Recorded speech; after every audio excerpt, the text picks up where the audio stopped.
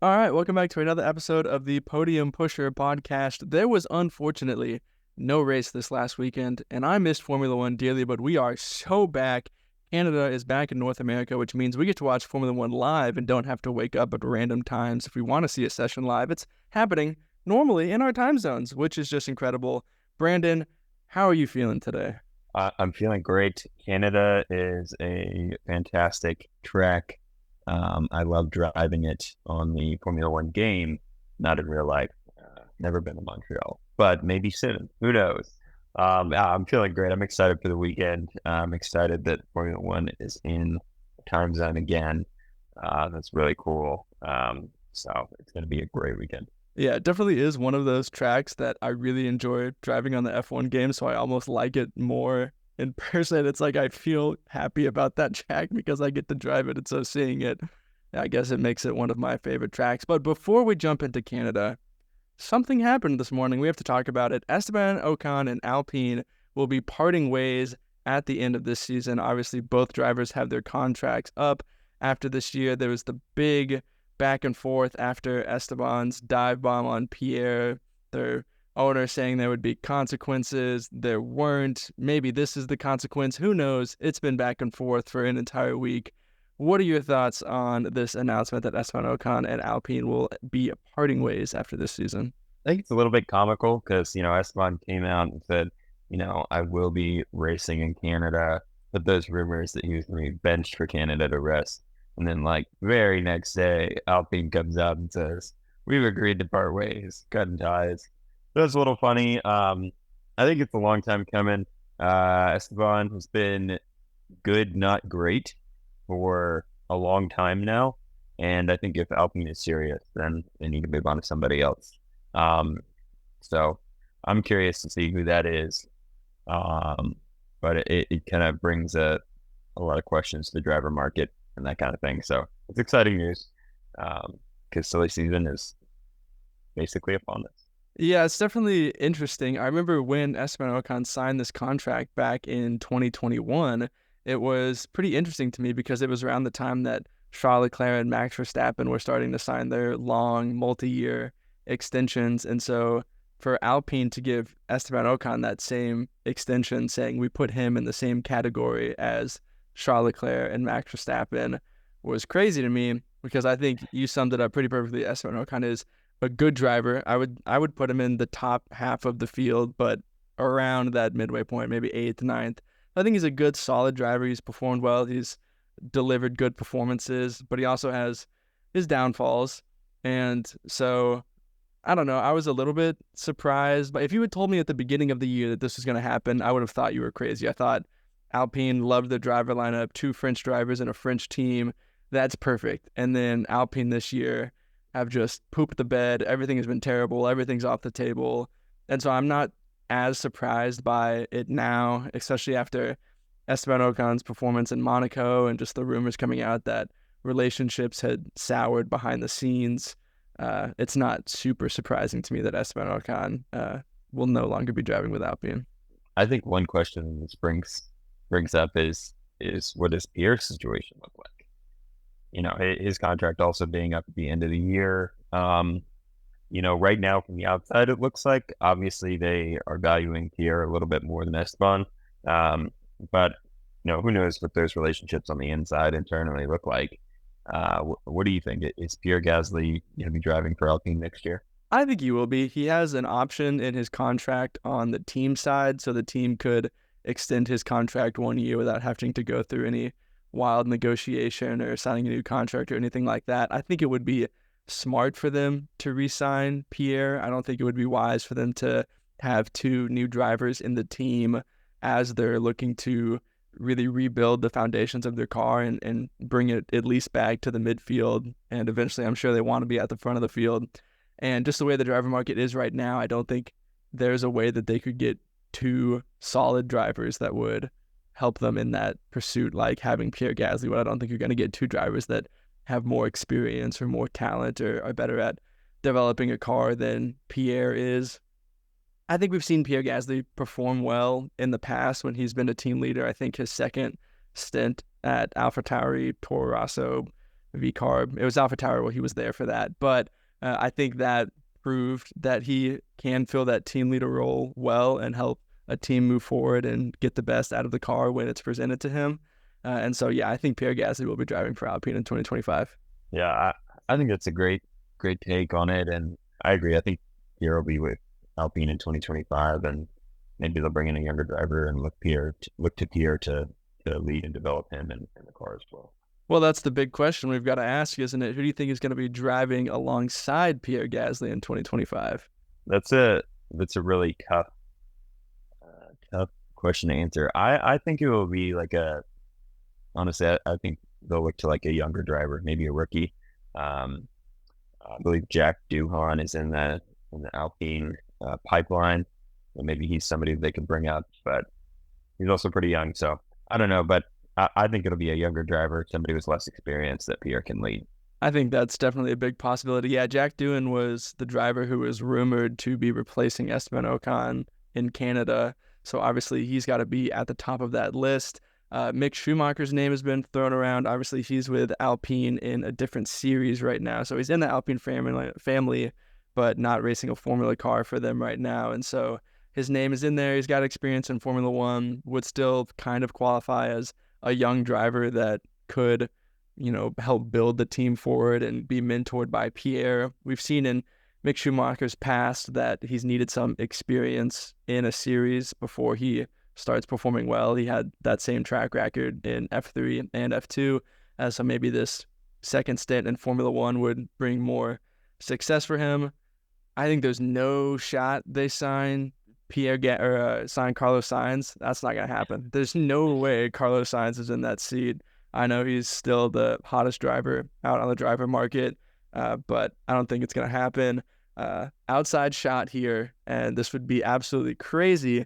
But Yuki Tsunoda is, he's not signed anywhere next year. We know how much Yuki and Pierre got along together. I think Alpine could be viewed as a step forward for Yuki, at least a sideways step with potential to move forward if he truly is out of the running for that Red Bull seat. And so if Alpine had the desire to have a more harmonious teammate relationship, then Yuki Tsunoda could be a guy they go after. There's nothing to back that up. Yuki Tsunoda has been more rumored to Aston Martin, so that's just a vibes prediction. But I think, I think you're right. I think they'll go with someone younger for sure. Yeah, that'd be an interesting move. I honestly think that'd be a solid move for Alpine and a solid move for Yuki as well. Again, kind of one of those risk-free investments. They sign him to a 1-year contract. If he performs, great. If not, then have somebody else in 26 going into the new regulations. So. The classic AlphaTauri to Alpine pipeline. Love those junior teams in Formula One. All right, that's everything that we've got about the Esteban Ocon rumors. Let's move on and talk about the race that is actually happening this weekend, the Circuit Gilles Villeneuve in Montreal. Who is your podium pusher of the weekend? My podium pusher of the weekend, I'm going to go with Lando Norris. I expect McLaren to be very strong this weekend. I expect Lando to qualify really well. It's so close at the top right now, and Monaco and Imola are very different than Canada, so it's kind of hard to predict where those cars will be come this weekend. But I expect McLaren to be very good, very fast in a straight line. So I think Lando's going to have a great weekend. I don't know if that means he wins the race. I don't know if that means he's on the podium or just off the podium, but I think overall Lando and McLaren in general are going to put together a great weekend. I feel like that's almost the new Max Verstappen pick these days, is Lando Norris for podium pusher having a solid weekend. But yeah, it's awesome to see with the pace of the McLaren. I think that's one of my favorite parts of the European stretch of the season, even though we are leaving Europe for this race, but it's that portion of the season is just how similar but different all of the tracks are. They're all more traditional tracks that have been on the calendar for a long time, but each one has their own unique characteristics and corners and track surface and curb type. And so each week the performance of the cars could be swapping back and forth, and now having 3 teams this close at the front of the field means we could see a team win one week and then finished 7th the next week. And so that's super exciting. But my podium pusher of the weekend, I have gone for a driver not in those top 3 teams. I've gone for George Russell. Obviously, last time out in Canada, he threw it into the wall on his own, trying to chase down Lewis Hamilton and Fernando Alonso. But he was having a good weekend up until he did that last year. I think he's due for another standout performance. He's kind of been having these solid, quiet performances over the past few weeks. He's been beating Lewis Hamilton pretty handily, especially in qualifying. And so I think George Russell he's on a good stretch of form. I think it's going to happen again this time out in Canada. Yeah, I think it's a great pick. And George and Lewis both had great races in Canada. Sure, obviously George ended up crashing, but Lewis was on the podium. It was one of his only podiums of the season last year. And, I think Mercedes has kind of been due for a good weekend. They've had okay weekends recently, but they've kind of been there at the top-ish of the midfield. And if there's anything that happens at the front this weekend, I think Mercedes might be there to pick it to pieces. So yeah, I think they're solidly ahead of Aston Martin at this point. I think Aston Martin has slipped back a little bit, so I think Mercedes have cemented themselves as that 4th quickest team. But I do think there's still a pretty sizable gap between them and the top 3 teams. But that's all right. What is your prediction for backmarker of the weekend?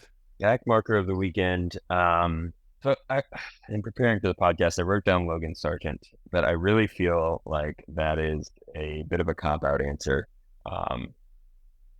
Williams, did not, hasn't performed as well as we thought they would this year. So I think Logan's not going to have a great weekend.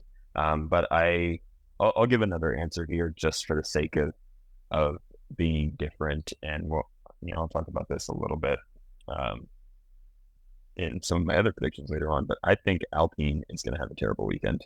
We've talked about them a lot already on this podcast, but I think this decision with Esteban to part ways and the rumors surrounding him not driving, I think they're going to have a terrible weekend. That team always seems like they're in turmoil.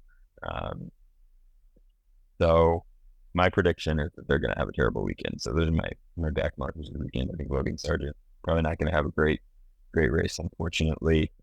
And I think Alpine's going to have a terrible weekend as well.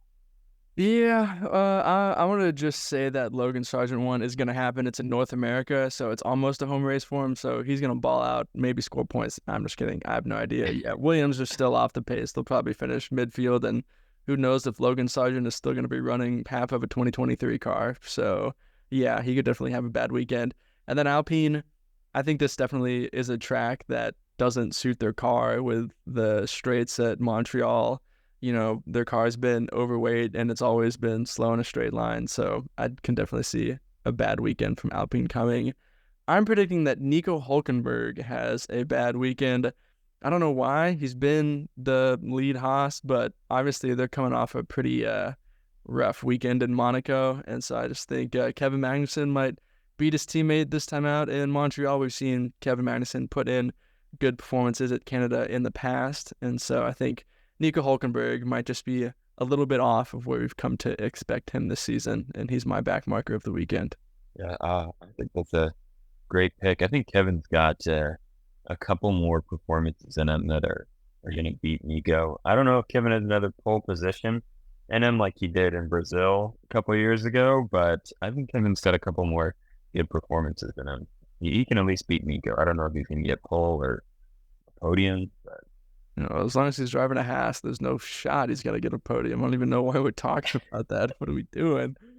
All right, let's talk about pole position. Who do you think is going to end up on pole this weekend? I'm going to go with Oscar Piastri. Like I said, I think McLaren's, they're riding high. I think Oscar's been kind of waiting in the wings. He's had a couple of great performances. Even last weekend, he qualified very nearly on pole for that race, P2. Finished on the podium. It was a great weekend for him, and I think I'm predicting Oscar Piastri to get pole position. That feels a little bold, but I think Oscar's due for a standout performance. Yeah, I think he's not far from a pole position as well. Oscar Piastri has shown himself to be very good in qualifying, and with those cars being as close as they are, one of these weekends, McLaren has got to have the edge, and I'm sure he'll get one. I'm going with Charles Leclerc. That seems like the safe pick for pole position now that the cars are so close at the front. We saw Charles Leclerc ring out some poles whenever that Ferrari was far off the pace of that Red Bull, and now that they're that close, I trust Charles Leclerc to continue to be the qualifying genius that he is and put in the one lap when it counts. And so I'm going with Charles Leclerc for pole position this weekend. Yeah, I think that's a great pick. It's just, it's so, it's so awesome that we have this problem of actually not knowing who could be in pole position or winning the race. It's a new thing that we're experiencing on our podcast, and it's really exciting. Um, so yeah, I think that's a great pick. Charles is a fantastic qualifier. I mean, if you look at how many pole positions he has versus how many wins he has, you can tell that he's a fantastic qualifier and one of the best on the grid, if not the best. So I'm excited to see where qualifying takes us this weekend. It's going to be a good one. So many people see that stat of Charles Leclerc's pole to win ratio and use it as a knock against him and say that he fumbles the bag and can't clutch up. That has got to be a stat in his favor. That Ferrari was dog water for a couple years when he was in it. He was dragging that thing to poles. Like, I think it's a good stat for him. Yeah. You can say what you want about that ratio and not having very many wins, but I think part of what was so strong about that Ferrari was the qualifying pace, and the race pace of the car was not good. So it makes sense that Charles would qualify really well and then not win the race. And also, Ferrari's strategy wasn't very good. So those two things coupled together, I mean, that's not a surprising stat. And I think it just goes to show how good the car was over a one lap pace. And Charles was able to bring that car to the front, which is crazy. I mean, there was that one time in France, 2022, where he did crash from the lead, but that was just one time. The rest of it probably outside of his control. And Charles Leclerc now has as many wins as Sergio Perez does, and Sergio Perez is in the best car on the grid for the last 4 years. So whatever, do with that what you will. I'm just saying Charles Leclerc's pole to win ratio is not a bad stat. I think if anything, it works in his favor. All right, podium predictions. Third place, who you got? Third place on the podium this weekend, I've got Charles Leclerc. We just talked about it. He's had a great run of race weekends. The last few weekends, he's really put it together well. Honestly, ever since Australia, Charles has done really, really well. That's a great prediction. Even further than what you said, you can go back to last year. Charles Leclerc has a top 4 streak that extends back into last season. And then if you exclude his disqualification from USA, then it goes back even further. So, sure. Yeah, Charles Leclerc, insane consistency, and that's why he's second in the driver's standings right now. Third place, I have gone for Lando Norris. I think with that pace of the McLaren being what it is, I think he should be in a shout to compete for a podium each and every weekend. I think he's going to do it this weekend, bring home a P3. And so, yeah, confident in Lando Norris to bring it home. Yeah, I think that's a great pick, Matt. McLaren's going to be on it this weekend. Second place, who you got? It's a perfect segue. I've got Oscar Piastri in second place. I predicted him to qualify on pole. I don't think Oscar is going to win the race, but I do think he'll be on pole. He'll finish second place on the podium.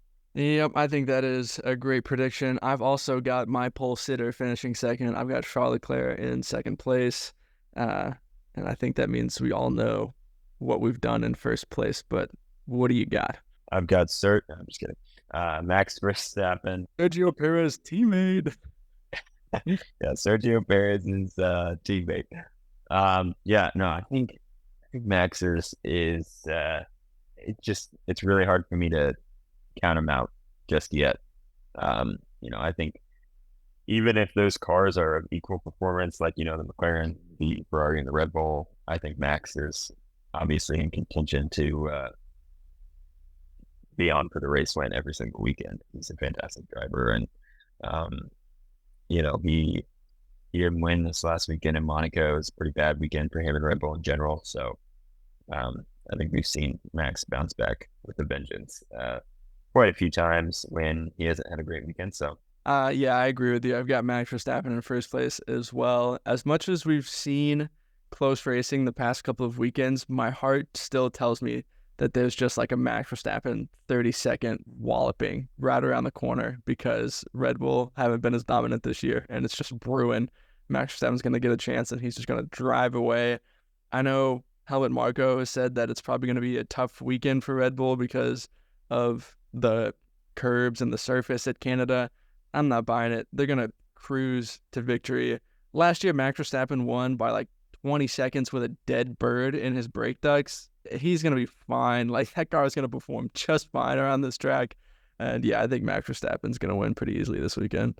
I agree. I just think, Max is, eager to kind of make that gap in the driver's standings a little bit bigger. And we'll see what happens this weekend. I mean, if it doesn't get bigger, I'm okay with it. Like, if my prediction has to be wrong for the sake of a continued closer fight at the front of the driver standings, I'm okay with it. I'll be all right with it. Yeah, me too. I mean, obviously, championship battle is fantastic, so I'm cool with that as well. Yeah, I'm glad we're back in the point in our predictions where Sergio Perez is just nowhere to be seen. He had us tricked for a little bit. We started the season out and we were like, no Sergio Perez anywhere. And then he like performed a bit at the beginning and we are like, okay, fine, we'll start putting him in third place, whatever. Gone again. Absolutely lost prediction privileges. See you later, Sergio. Get out of here. Yeah, we'll see if he can keep it out of the wall or the gravel or out of the other team's cars. Maybe I spoke too soon because I do have Sergio Perez in my bold predictions. I'll just jump right into those. My first one, not a great one for Sergio Perez. I think he'll finish outside the top 5 again. You could make the argument that Red Bull is still probably the quickest car. I would agree with that. Probably like still genuine race pace. It's probably the quickest car on most tracks and most circumstances. And so, especially if Max wins and Sergio finishes outside the top 5, just another poor performance for him. The rumors are stronger today that he's going to resign. I don't know if you see. I know. Made a channel on their Instagram that's like announcement, and everyone's like, they're going to announce Sergio Perez. And some people have said like behind closed doors the deal has been signed. It makes no sense to me. I don't get it. I don't get it. I don't either. And it's just crazy. And, I heard people talking about how much merch he sells and that kind of thing. I mean, it's like, that can't be, if he doesn't win races, the merchandise that he sells isn't going to make up for that. So I don't know. It doesn't make sense to me either. I'm very curious to see what this announcement from Red Bull is. Maybe it's something silly like, oh, we've picked a new livery for Austin or Vegas or something. Here's our Austin livery. It has 3 stars on it. That's what I'm hoping it is. Sergio Perez doesn't even have to win races, just has to finish them in the points. But it's like there's no way the merch sales that he makes is going to make up for the money they lose in the constructors title and the sponsorships they could lose for not being the dominant team anymore. Whatever. It doesn't matter. They're probably going to re-sign him, and everything we're talking about is for nothing. But that's not what this segment is about. It's my bold prediction, so I'm going to get back to it. My second bold prediction is that 6 Mercedes-powered cars will make it into Q3. So leaving that pretty broad, you got Williams, Aston Martin, Mercedes, and McLaren. That's 8 cars. I think 6 of them are going to make it into Q3. So we'll see what happens. That I feel like that's a little crazy. That's a little bold. We'll see. I mean, you have Mercedes, McLaren, Williams, and Aston. And, let's say the McLarens and the Mercedes are a lock. Those 4 are safe. Yeah. That's out of those 4, that's tough. Aston Martin and Williams. We'll see what happens. I mean, Fernando, obviously, he finished on the podium last year. We love Fernando, so we throw it in there. But any one of those other 3 drivers, I think it's a it's a possibility they can make it in, but it's also a possibility that all three of them could crash with each other at the same time. Well, that's why this is called a bold prediction segment, because I'm It feeling is. fairly confident about 5 of them getting in. It's that 6th one that has got me on the edge. And so we'll have to Yeah, see if it comes it's true. great. It's just more proof that Justin really does know wheel. But it's got to be bold for a reason.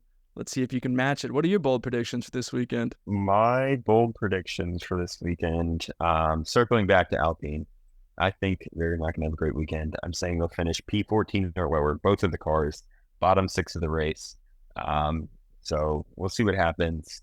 But yeah, I think it's not going to be a great weekend for them. And then I'm saying that a driver not on the top 3 teams, not McLaren, not Ferrari, not Red Bull, scores the fastest lap. I feel pretty confident with that. So Pretty confident. Who do you think it's going to be? I think it'll be one of the Mercedes drivers. Oh man, what a cop out. Fine. I'll allow it. Okay, I'll take it if it's George Russell, because then I'm immediately claiming him as podium pusher of the weekend if that happens. But we'll see what happens. I think your first prediction, I can give you that point now. That's got to be a lock immediately. It's just, yeah. Let's raise it. Let's say P16. P16, you're crazy. Okay, that's fine. I didn't make you do it. You did that. You did that on your own. I didn't make. That was your. You have to take full responsibility for that. I take full responsibility. P16 or lower, both Alpines. Yeah, we'll see. Hopefully they both crash into each other in first lap of the race first quarter. Yeah, that'd be awesome. Classic Esteban Ocon just going to send it up the inside now that he doesn't have a contract for the team anymore. I can see it happening now. Yeah.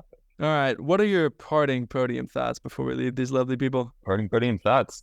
I'm excited for the future of Formula One this weekend and beyond. It's gonna be a great weekend. I'm excited to watch race action at a normal hour again. So that's gonna be fun. And Canada's a great track, and then we've got a bunch of things brewing with Red Bull's announcement, cryptic Instagram channel announcement, and then we've also got the Alpine situation heating up. So yeah, silly season is upon us. Even more things happening. A lot of great races coming up before and after the summer break. Things are sure looking up. Here's what we're going to do before we say goodbye. Just because we've been talking about that announcement page so much, I'm just going to open up Instagram really quick and make sure that we haven't missed anything during this recording. Make sure we're all right. Don't have to talk about it. No, I think everything's looking A-okay. Yeah, we didn't miss anything. All right, we're good. Just had to make sure. I was like, that'd be classic that we talked about it all podcast, and like 30 minutes ago, it got announced that Sergio Perez is driving for Red Bull. But it didn't happen, so we're okay. Yeah, but I'm excited to see, when Sergio signs his 5-year contract extension with Red Bull. It's a longer extension than Max. That's nuts. That'd be crazy. All right, well, that is all we have got for the Canadian Grand Prix. As always, thank you guys so much for listening to another episode of the Podium Pusher podcast. And just thanks for following along. We've got over 50 subscribers, almost 300 listens on Spotify, and we're very thankful for each and every one of you who listens along and follows along. It means a lot. If you're not following already, you can find us on Instagram, YouTube, Twitter, TikTok, wherever you're probably listening to this, but also other podcast platforms too. We will see you in the next episode. See ya. See ya.